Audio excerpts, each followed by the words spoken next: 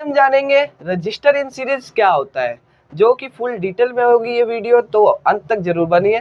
तो चलो वीडियो को स्टार्ट करते हैं। तो हमारा देख लो एक बार, रजिस्टर इन सीरीज ऐसा बनता है, ठीक है। ओवरव्यू ले लो इसको। अब सबसे पहले हम बात करेंगे करंट की। तो सब वीडियो में तो बता देते कि करंट इक्वल होता है, लेकिन ये नहीं बताते कि किस प्रकार उसे चेक किया गया था। तो चलो मैं बताता हूँ। तो ये जैसे कि एक एमीटर लगाया मैंने, क्या किया, इसमें करंट पास कराई। क्या कराई? करंट पास कराई, ठीक है। करंट पास करा दी। अब जब करंट गया तो एमीटर ने कुछ रीडिंग की, क्योंकि करंट जब जाता है तो एमीटर क्या होता है? करंट को नापने वाला कि कितना जा रहा है। तो उसने रीडिंग की। तो मान लो कि एमीटर ने कितनी रीडिंग की? एक्स रीडिंग की, ठीक है। एक्स रीडिंग की उसने, ये हमें पता चल गया, चलो कि एक्स रीडिंग की होगी। अब मैंने क्या किया, इसको हटा दिया, ठीक है। इसको यहां से मैंने क्या किया, हटा दिया और यहां लगा दिया, ठीक है। यहाँ पे लगा दिया मीटर। अब जब फिर से हमने क्या किया, इसके अंदर करंट पास कराई, वही मतलब बैटरी वही थी, सब कुछ वही था, बस हमने चेंजिंग की पोजीशन चेंज करने के बाद फिर हमने ऑन किया। तो क्या देखा कि हमारा जो एमीटर है उसने क्या रीडिंग की? फिर से पहली बार हमने क्या रीडिंग देखी? एक्स। और दूसरी बार जब एमीटर ने क्या रीडिंग की? एक्स ही रीडिंग की। तो इससे हमें देखा गया कि कहीं भी हमें रखे, कहीं भी एमीटर को रखे, तो करंट तो यार सेम आ रहा है। करंट क्या आ रहा है? सेम। मैंने क्या बात की कि कहीं भी एमीटर रखो, करंट ऑलवेज इसमें सेम आ रहा है। तो हम इससे हमारा क्या है कि जो करंट इज सेम, ठीक है। करंट इसमें कहीं भी ले लो, सेम मिलेगा सीरीज सर्किट में, ठीक है। पहली बात पता चल गई कि करंट जो है सीरीज सर्किट में सेम होता है। तो फिर अब जिसने भी इसको जांचा होगा, जिसने भी इसे परखा होगा, तो उसने ये भी सोचा होगा कि वोल्टेज भी तो सेम हो सकता है। वोल्टेज भी एक बार देख लेते कि सेम हो रहा है कि नहीं हो रहा। तो उसने क्या किया, एक्स और वाई के पास क्या कि उसने एक वोल्ट मीटर लगा दी, जो कि क्या नापता है? वोल्ट मीटर हमारा वोल्टेज नापता है। तो हमने वोल्ट मीटर, और फिर सब कुछ वही ये था, हमने करंट पास की, वोल्ट मीटर भी कुछ रीडिंग किया, वोल्टेज होती है तो वोल्ट मीटर भी रीडिंग करता है।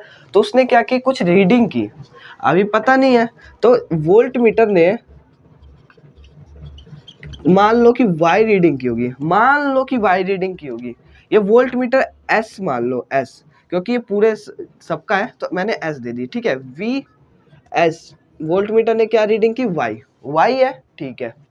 अब उसने देखा वाई तो है, अब उसने क्या किया, यहां से उसे क्या हटा दिया, उसने क्या किया, यहां से हटा दिया और इन तीनों के ऊपर एक वोल्ट मीटर लगा दिया।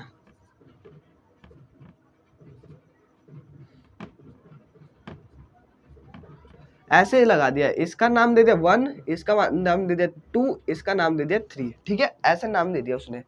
अब उसने एक एक को चेक किया, एक एक लगाते लगाते चेक किया। तो उसने मान लो कि V1 में उसका मान लो कि ए आया, V2 में क्या आया? B आया, और V3 में क्या आया? C आया, ठीक है। V3 में मान लो कि C आया। अब उसने देखा कि जब मैंने VS निकाला तो वो इक्वल है V1 plus V2 plus V3। ऐसे उसने एक रिलेशन निकाला। उसने देखा कि मैंने इसके और इसके अक्रॉस जब लगाया था, उसने क्या किया, पहले इन दोनों के अक्रॉस, पूरा इन सब के अक्रॉस लगा दिया एक वोल्ट मीटर। उसने लगाया तो देखा कि मेरा वाई रीडिंग आ रही है। मैंने संख्या नहीं लिया, एक बार एग्जांपल से भी इसे समझेंगे। और पहला V1 से मैंने A निकली, B निकली, C निकली, और जो Y है वो A प्लस बी प्लस सी, इन तीनों के इक्वल हो रहा था हर बार। जैसे कि एग्जांपल लेके समझते हैं। मान लो कि इसमें 3 ओम की, 3 V की आ रही थी, ठीक है। मान लो कि इसमें 2 V की आ रही थी, और इसमें मान लो कि 1 V की आ रही थी, और VS में मान लो कि 6 आ रही थी। तो 6 जब है तो ये 1 + 2 + 3 मतलब जो इनका सम है वो पूरे इसके अक्रॉस के सम के बराबर हुआ है। छपा कि नहीं? चलो दोबारा बताता हूँ। वीएस मतलब इनके अक्रॉस जो भी हमारा वोल्टेज निकला, वोल्टेज जो भी पोटेंशियल डिफरेंस निकला वो बराबर है जितने भी रजिस्टर निकले उनके हर एक के वोल्ट मतलब पोटेंशियल डिफरेंस के बराबर है। समझी बात?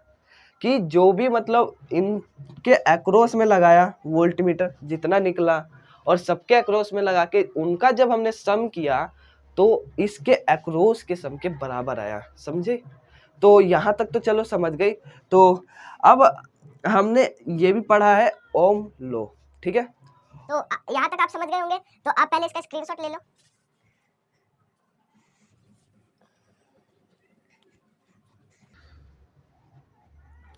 अब देखना यहाँ पे एक बार ध्यान दो, कोई नहीं, हमने एक रिलेशन निकाली Vs = V1 + V2 + V3, ये हमने रिलेशन निकाल दी। अब हमने क्या पढ़ा था? ओम लॉ पढ़ा है, हमने पहले ही पढ़ चुका है। अब ओम लॉ में क्या बात हुई है कि जो हमारा एक फॉर्मूला उसने दिया है V = IR। मैंने मान लो कि इस पूरे जितना भी तीनों रजिस्टर है इसको मैंने मान लो कि RS मान लिया। अब हम बात करने जा रहे हैं इक्विवेलेंट रेजिस्टेंस कैसे निकालते हैं, ठीक है? तो RS आया, ठीक, तो यहाँ पे S ये, ठीक, ये एक बन गया।